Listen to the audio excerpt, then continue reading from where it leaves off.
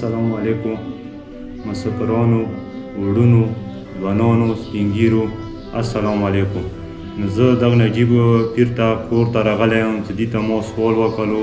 چې ما ته ما پیسې راکوه ما څه کوه د وړکي زندګۍ سې زه څوم.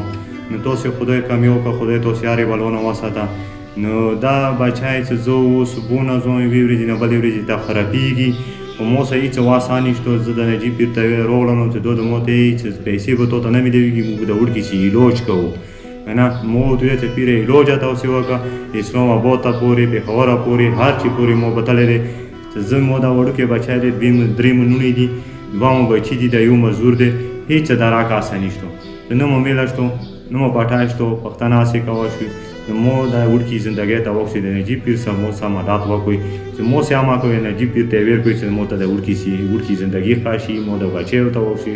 نونې مو دي زندګۍ ته وکړي د وړکي زندګۍ تاسې نه خپله بچي شوي دي چې یاره تاسې خپلو بچیو نه چې سېږئ همداسې دی ما بچي ته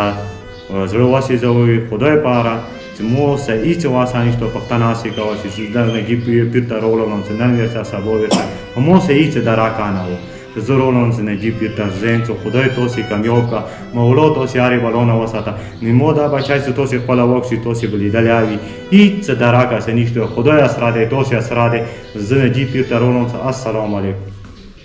اعوذ بالله من الشیطان الرجیم بسم الله الرحمن الرحیم السلام علیکم. څومره مو غیرتمن وروڼه یو د مو سید نجیب طرف نه تاسو ته ډېر ډېر سلام وي. قدرمن وروڼو تاسې به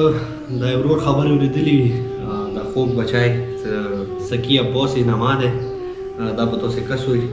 دا غریب د لاس باد ورسته کیمرې کې برېښي دا غریب د لاس د ورو ورو مطلب نری شولو د خپای نری شوله دا غریب چې کوم دی د دماغو کې یوه رسولی دانه دی. نو دا غریب ورور تاسې به کس وي ما سره د کوم ویډیو کې ناست دی د هېڅ ما هر ممکن کوشش وکړلو چې څه مو واسه و چاته سوال زری نو مطلب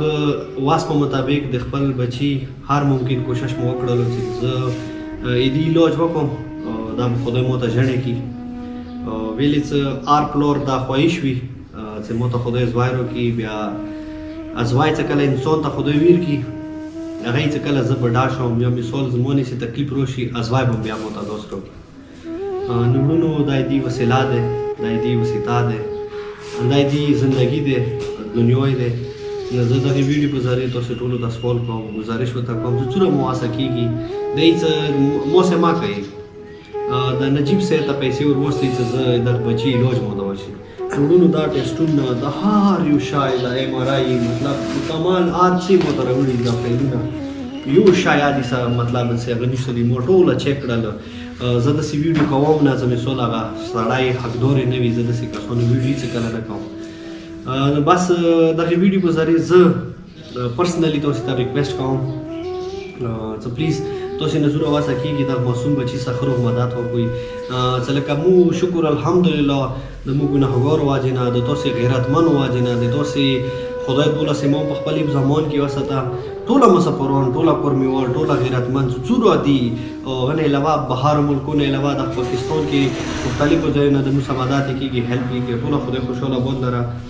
چې ډېرو مسلمانو یتیمانو غریبانو بچیو د تاسې علاجونه کوئ د هغوی د مثال تاسې زندګۍ بچوئ.